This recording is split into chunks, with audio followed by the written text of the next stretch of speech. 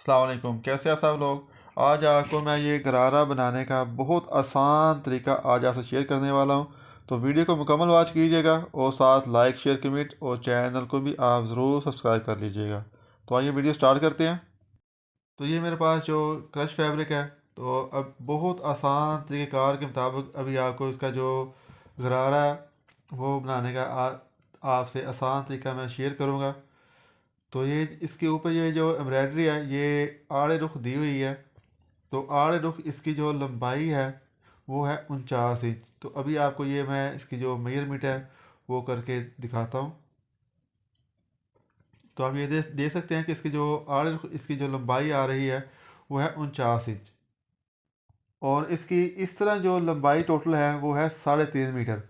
तो सबसे पहले ऐसे करना है, इसकी ये 4 फोल्डिंग ये लगा लेनी है। जितनी भी आपके पास लंबाई है, चाहे 3 मीटर है, 3.5 मीटर है या 3.25 मीटर है, जितनी भी हो, अगर आपके पास इस तरह का आड़ रुख फैब्रिक हो तो एक आसान सा तरीका ये मैं शेयर करने लगा हूँ कि इसके फोल्डिंग लगाने के लिए चारों जो किनारे हैं वो आपने चुटकियों की मदद से ये बंद कर लेने हैं।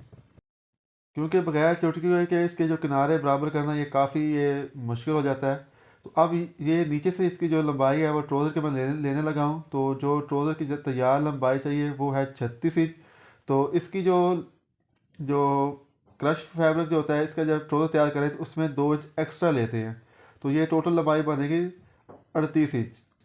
तो इसके ऊपर ये मैंने 1.5 इंच का ये बेल्ट लगाना है। तो इसके अंदर ये ट्राउज़र का सिलाई का मार्जिन रखते हुए अब यहाँ पे जो मैं लंबाई ले रहा हूँ वो है 37 इंच। यानी कि अगर 1.5 इंच माइनस कर दें वो बनेगा 36.5, तो हाफ इंच ये सिलाई का मार्जिन होगा। तो यहाँ पे ये मैं 37 इंच के हिसाब से इसकी ये मैं लंबाई ले रहा हूँ। दूसरे किनारे पर भी ये मैं 37 इंच के हिसाब से ये निशान लगा दूंगा मैं।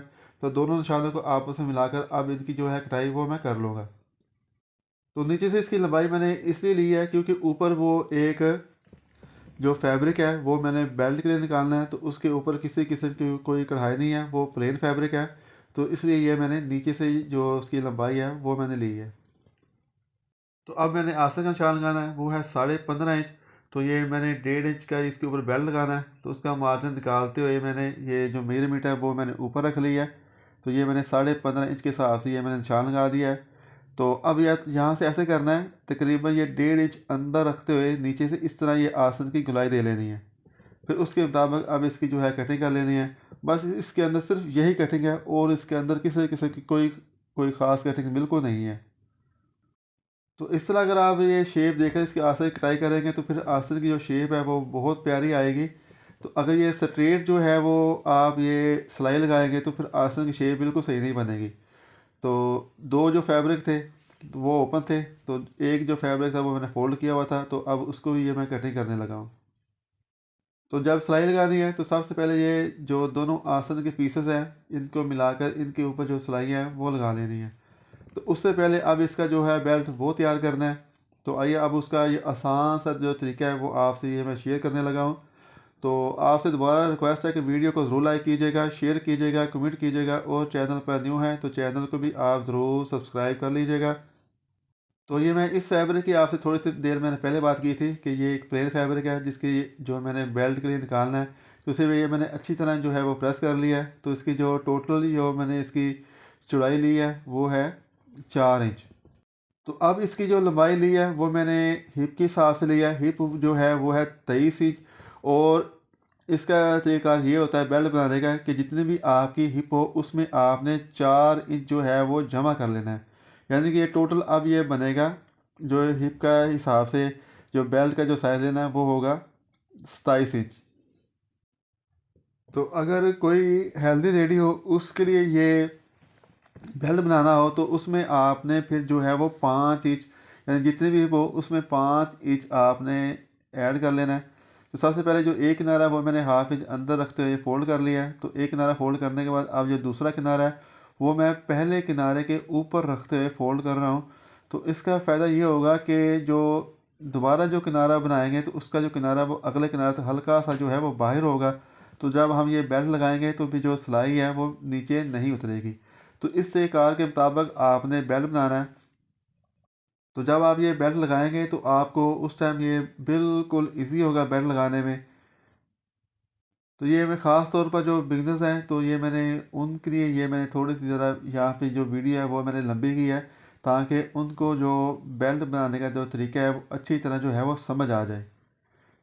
तो दोनों किनारे फ़ोल्ड करने के बाद अब जो मैंने किनारा जो ऊपर फ़ोल्ड किया हुआ था अब उसको ये मैंने अंदर करके अच्छी तरह जो है वो मैंने प्रेस कर लिया। तो अब सबसे पहले जो दोनों आसन हैं उनकी जो सिलाइयाँ हैं उनको आपस में लगा कर जोड़ देना है। तो जहाँ तक ये मैंने चाक का निशान लगाया हुआ था वहाँ तक इसकी जो सिलाई है वो लगानी है। तो दोबारा मैं अपने बहनों और भाइयों से ये रिक्वेस्ट कर रहा हूँ कि अगर आप मेरे चैनल पर पहली बार आए हैं तो बराए मेहरबानी आपसे आजिज़ाना रिक्वेस्ट है कि चैनल को ज़रूर ज़रूर सब्सक्राइब आप कर लीजिएगा, और वीडियो को भी आपने ज़रूर लाइक करना है और साथ साथ एक छोटा सा कमेंट भी ज़रूर कर दीजिएगा। तो ये मैंने एक आसन की जो सिलाई है वो मैंने लगा ली है। तो इसी तरह अब जो दूसरी आसन है उसकी भी ये सिलाई लगाकर इस सिलाई को मैं मुकम्मल कर लूँगा।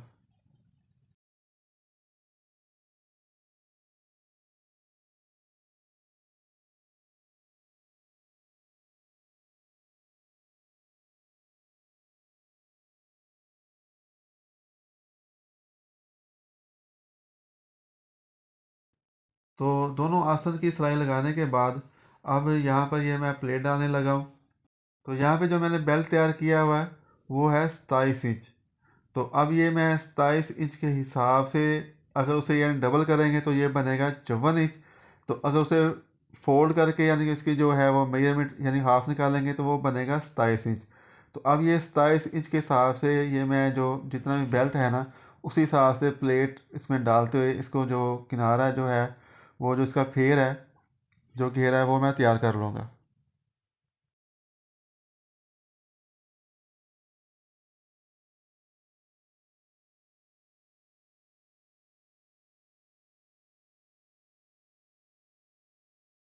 तो ये सारे जो प्लेट है वो मैंने डाली हैं। तो अभी जो बेल्ट जो है वो इसके साथ इसकी मेजरमेंट करके अभी आपको मैं दिखाता हूँ। तो ये आप देख सकते हैं कि बेल्ट को जो है मैंने फ़ोल्ड कर लिया है। तो ये 27 इंच का जो बेल्ट है। तो एक किनारे पर रखते हुए ये दूसरा जो किनारा है वो आपको मैं चेक करवा रहा हूँ। तो बिल्कुल उसी हिसाब से इसका जो घेरा है वो मैंने तैयार कर लिया है।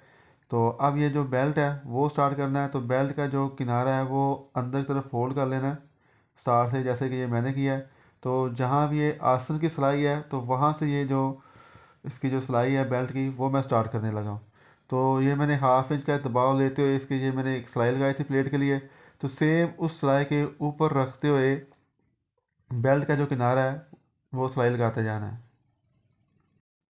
तो एक बात का ख़ास ख्याल रखना है कि आपने जब ये सिलाई लगानी है तो जो नीचे वाला फैब्रिक है उससे हल्का सा ज़रा खींच कर रखना है। तो इसका फ़ायदा ये होगा कि जो सिलाई है वो एक तो वो उतरेगी नहीं, और फिर इसके अंदर किसी किस्म की कोई जो सिलवट है बेल्ट के अंदर वो बिल्कुल नहीं आएगी।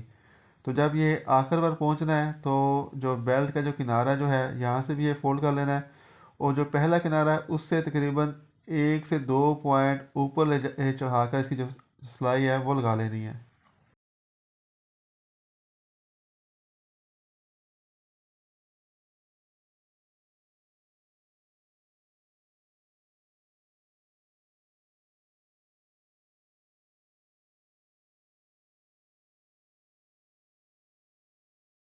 तो ये बेल्ट की जो सिलाई है वो मैंने मुकम्मल कर लिया है। तो आप देख सकते हैं कि जो पहला किनारा है वो दूसरे किनारे के अंदर मैंने कर लिया है। तो अब करना ये है कि जो अब ये पांचे वाली जो साइड है वो लेनी है। तो अब ये जो दोनों पांचे हैं इनकी जो सिलाई है वो लगाकर इनको आपस में जोड़ देना है। तो ये अंदर वाली सिलाई है जिसे आम तौर पर ये नाली की सिलाई भी कहते हैं। तो अब ये मैं वो लगाने लगा हूँ।